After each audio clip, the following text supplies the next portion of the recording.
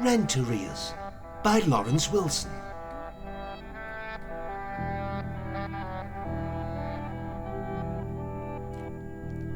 Elibet Oestrogen, the avant-garde exhibitionist from Bootle, hadn't paid her rent for months.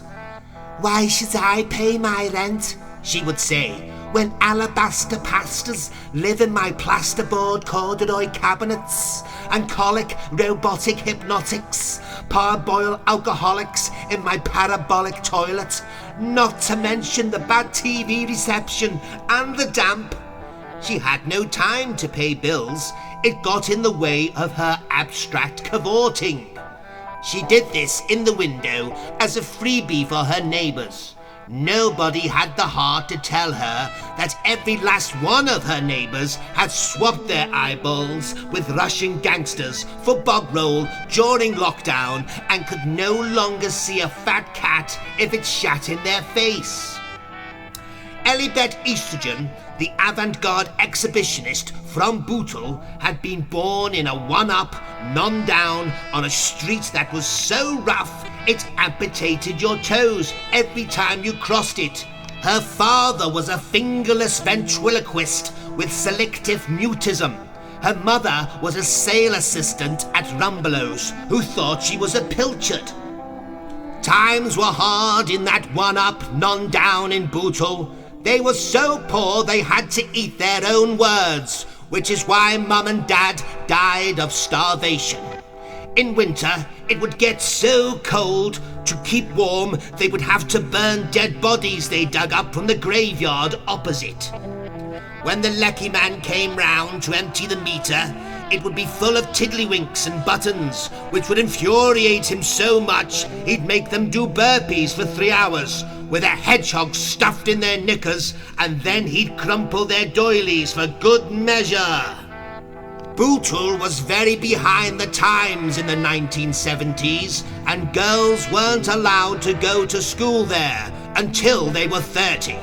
And when they did go to school, they couldn't learn about anything useful in case they caused a revolution and demanded paid jobs. Elibet Oestrogen went to the local girls' school, St. Tricia's School of Immaculate Menstruation. The nuns in charge were so bloodthirsty they'd manacle you to a maniac in a rubber room just for thinking about listening to Susie Quattro. And if you did actually listen to the leather-clad minx, then they'd tie you to a bed of nails and file you down with a rasp until there was nothing left but dusty flakes. If you were left-handed, they made you stuff it up your bum and keep it there. If you had freckles, they made you wear a cow's bladder over your head. If you had rickets, they put you on report. If your shoes were stuffed, they boiled them up and made you eat them, along with your socks. And if you had braces, they made you wear a Zippy from Rainbow costume that they had roughly sewn together from dead squirrels. You couldn't express yourself at St. Tricia's School of Immaculate Menstruation. Any such thing was met with a sledgehammer. All Elibet Oestrogen wanted to do was exhibit her art out in the open instead of hiding it under her tartan blazer. But how could she? What would Mother say if she came home with a flat head? She'd get used as an ironing board for the rest of her life. That's what would happen. And Elibet Oestrogen had bigger ideas for herself than helping rid blouses of creases. Just when she thought she'd die from a lack of expression, she discovered a secret place. She found it by luck, for if you use the third cubicle from the left of the toilets on the 9th floor of the east wing of St. Tricia's School of Immaculate Menstruation between 11:45 and 11:46 in the morning, and within that time did no more and no less than 3 medium-sized plops, then you would set off a mechanism that drew you into another world. A hidden trapdoor in the tiled wall behind the toilet would shoot open, and the toilet would tip back, thrusting you through the gap and down a spiraling chute that ejected you into the forgotten basement. And this is exactly what happened to Elibet Oestrogen. Luckily, she had reached out in fright to grab onto something as she was hurled back, and this something had turned out to be the toilet paper. She had a whole roll of it, and so she quickly wiped her Ian Botham, pulled her knickers up, and looked around. The room was full of other schoolgirls, and they all had their blouses untucked and their skirts hiked up high. Some had earrings, some had makeup on, and one had kidnapped the Bay City Rollers. But even better than that, they were expressing themselves with complete and total abandonment. Harriet Horsetucker was smashing up guitars like Michael Jackson from The Who. Rosemary Wapthuck was reciting Pam Ayres at a fast pace. Patricia Lumps was doing an impression of Bob Dylan singing the Banana Splits theme tune in a nettle bush. Charlotte Bumgravy III was reenacting a whole episode of The Gentle Touch. Her Maggie Forbes was outstanding. Susan Spoils was writing a book about an alternate universe in which Yoko Ono, Cynthia Lennon, Maureen Starkey and Linda McCartney formed a band called the Sheetles and got famous instead of the Beatles.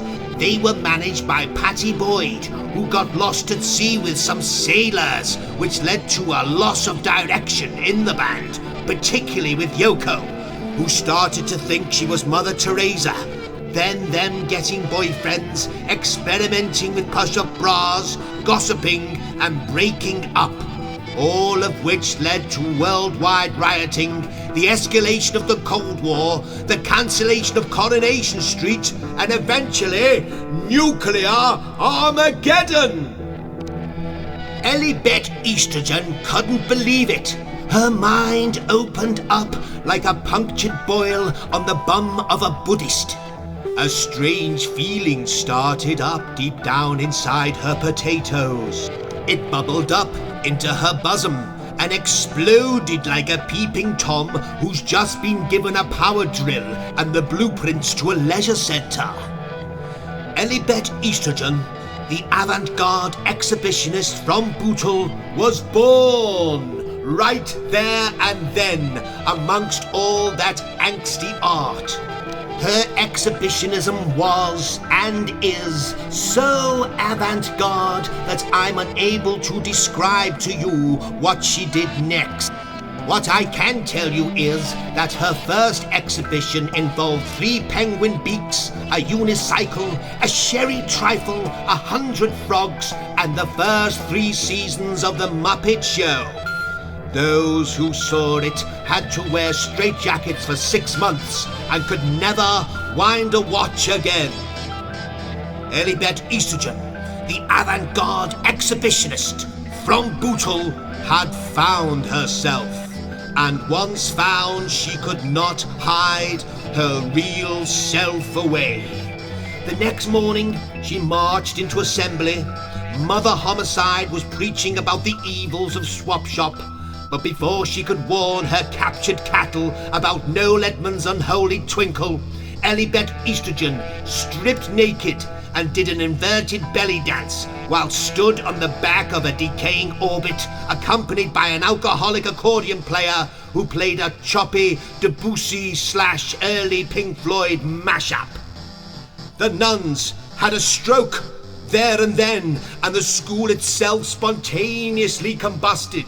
And Elibet Oestrogen, the avant-garde exhibitionist from Bootle, was finally free. She travelled the world, bringing her brand of avant-garde exhibitionism to the masses. For a time there, she was bigger than Genesis and could have been richer than Heather Mills. But being avant-garde didn't stop with her performances. It was who she was. Through and through. She insisted on being paid with frisbees. Now frisbees are all very good for throwing back and forth with your auntie, but try paying the rent with them.